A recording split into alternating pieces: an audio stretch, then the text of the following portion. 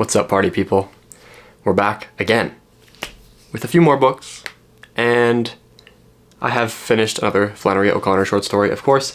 In terms of other things, I did finish C.S. Lewis's Reflections on the Psalms. Okay, I won't really talk about it. It's nonfiction.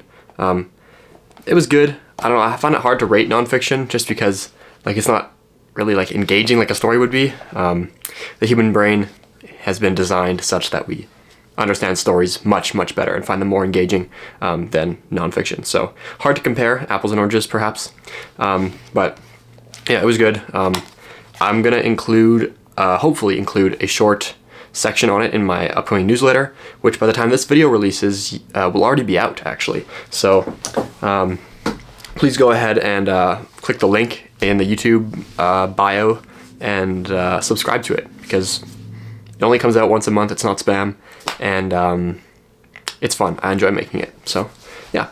Otherwise, in terms of books that we got, this is a Value Village haul, so actually surprised at the quality that I got. But first up we have the Portable Emerson. Emerson, of course, being Ralph Waldo Emerson, the American, and I don't have any Emerson yet, so I was glad to pick him up. Now, this is the Portable Emerson, not the Complete Emerson. Of course, I prefer to buy complete or separate works, but the portable will do when none exists so far. So he's famous for his essay Self-Reliance, and then of course many other things after that. But his whole thing was that he helped found the school of Transcendentalism. Is that it? No. Oh man, I'm messing this up. Is it Transcendentalism? It says in here, doesn't it? Yeah, Transcendentalism. Anyways, it's the idea that people are kind of fell from a state of grace or a state of nature, and people are mostly good at heart, and that society and institutions and technology kind of pollute or corrupt human beings. So it's kind of a revival of 18th century English and German Romanticism. So that's pretty interesting. I'm looking forward to reading him. I think he's quite the naturalist as well, and quite quotable. I think I've seen quite a bit of his poetry and quotes online. So yeah, looking forward to reading Emerson. Next up we have Alexandre Dumas's The Three Musketeers. Now, I've talked about Dumas on here before. I was reading his Wikipedia page before we started, and I hadn't realized that he was born in Haiti. So he's like half French and then half ethnically Caribbean, or yeah, from like the slaves that were working in Haiti. So I didn't realize that. Super interesting. And he was quite prolific. Okay, so I have quite a few of his works already, but I hadn't realized that his total sum of all of his published works equals over 100,000 pages, which is a crazy amount. So yeah, and quite a few of his works were initially serialized, just like Dickens, right? Kind of released weekly or monthly in the paper.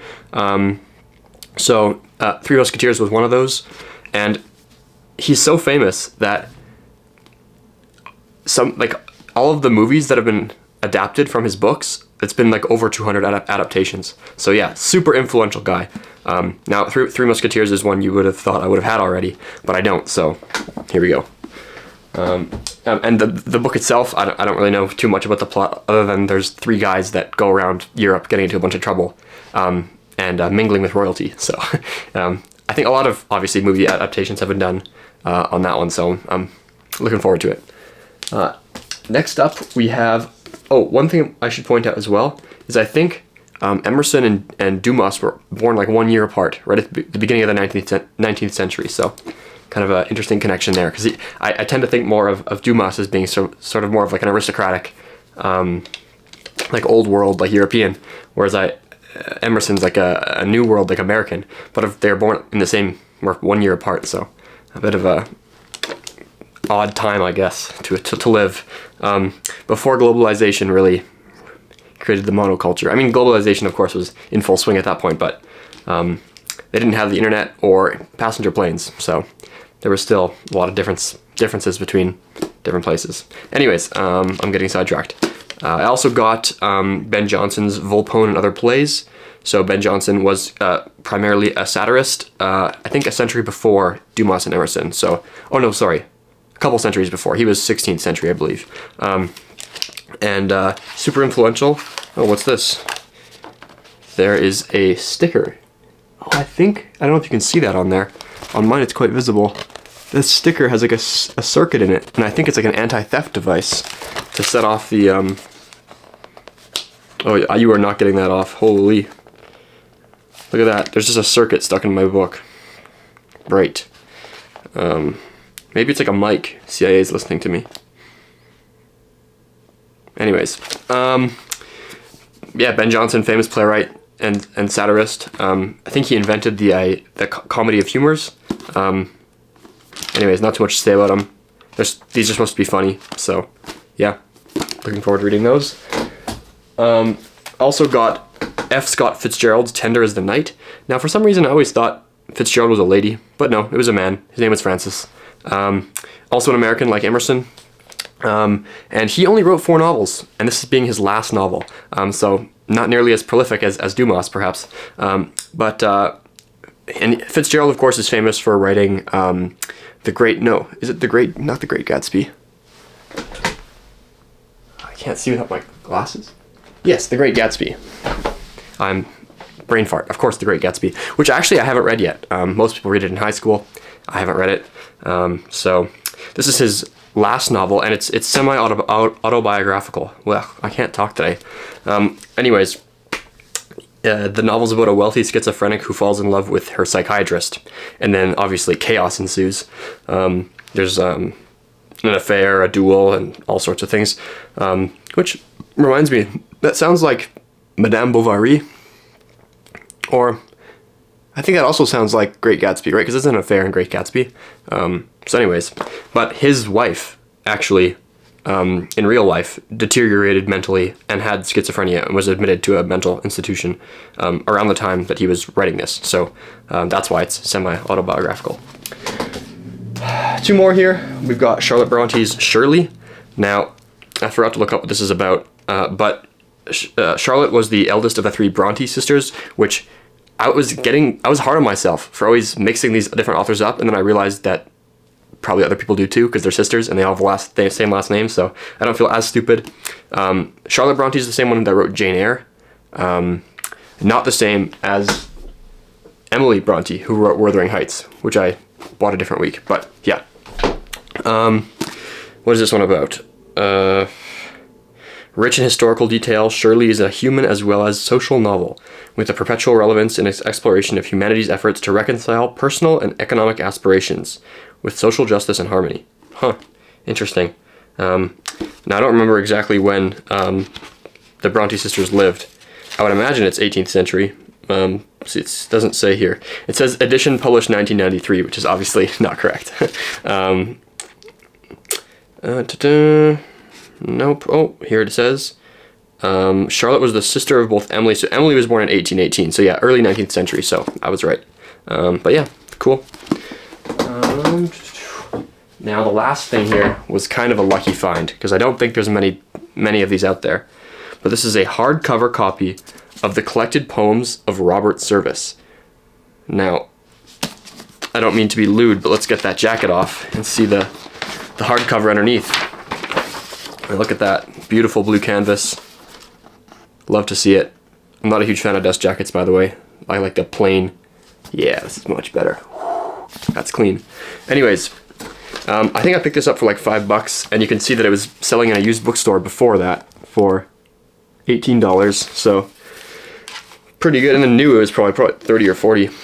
Anyways, Robert Service was a European who was a banker and moved for work to Canada and the US and did a lot of traveling, ended up in the Yukon during the gold rush, and he started publishing a lot of sort of, I don't really know what you'd call it, the style of poetry, but it's sort of more punchy and rhymey, and maybe not as like aristocratic or highbrow as some of the other Europeans of previous centuries.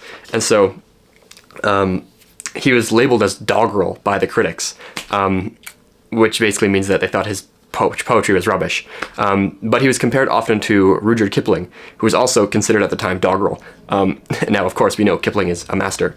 And so Robert Service is somewhat, not really a Canadian, because he was born in Europe, but a de facto Canadian. So honorary Canadian, we'll call him. And so the two poems that made him famous were, it says right in here, The Shooting of Dan McGrew and The Cremation of Sam McGee. They're a bit too long to read on camera, like 2 or 3 pages, but yeah, they're fun. And I was just really happy to find this because it's kind of more of an esoteric find, and a local one as well. No, I don't live in the Yukon, but I live in Canada, so cool. Now, lastly, I do want to talk briefly about the Flannery O'Connor short story that I read this week, and that was The Train. Now, I don't have much to say about it, except for the fact that early Flannery O'Connor certainly loved, not even early Flannery O'Connor, all Flannery O'Connor throughout her career loved starting her short stories with the word "the," because in our first week we read The Geranium, and then The Barber, and then The Crop, The Turkey, and now The Train. And next week's The Peeler, and then The Heart of the Park. Everything starts with "the." So, I don't know. Just no diss, just an observation. Anyways, this one was not too long. Again, like 10, 12 pages. It's about a man named Hayes. We don't really know much about him. Or Hayes or Hazel, I think is his full name. He's on a train. And we get the sense that he's kind of an unreliable narrator. His thoughts tend to like loop and circle, and his memories are kind of mixed up. And he says he's going, where does it, it's kind of a weird name, it starts with a T. I don't know if I can say it. Tulkenham. He's going to Tulkenham, and he meets another lady on the train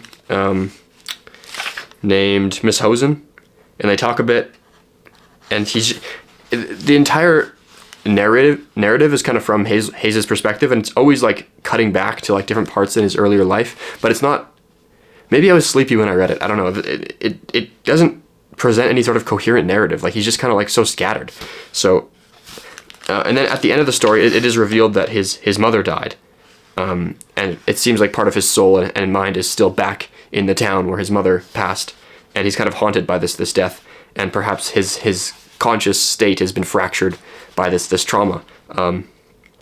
And there's also a connection between him and the porter, who he thinks is one of the runaway sons of a man from his hometown.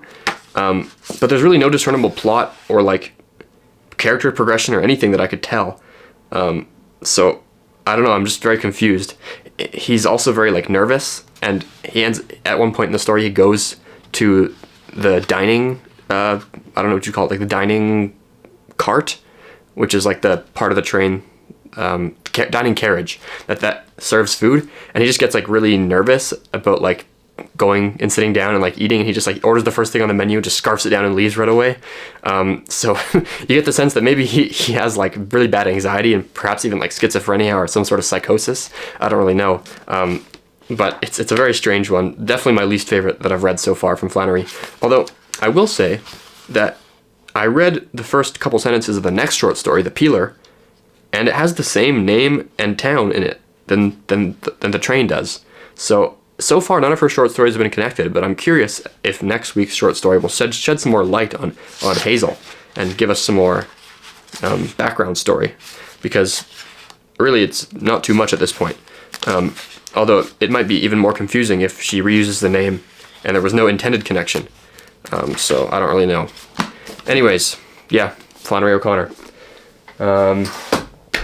Next week, I should be finished Great Expectations by Dickens. I thought about talking about it today. I've got about 20 pages left, but I didn't want to pretend I knew the ending and then talk about it, but I'll just wait till I finish reading it, which is what we're doing for book club next week, so that'll be good. Got to prep some questions on it.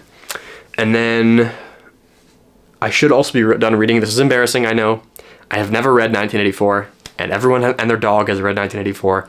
Everyone read it in high school, and I think it's one of those books that it's embarrassing to not have read, so I am about a third or half of the way through that. So it's really easy reading, so I should be done by next week. But yeah, that's where I'm at. Thanks for tuning in. Have a good day. See you later.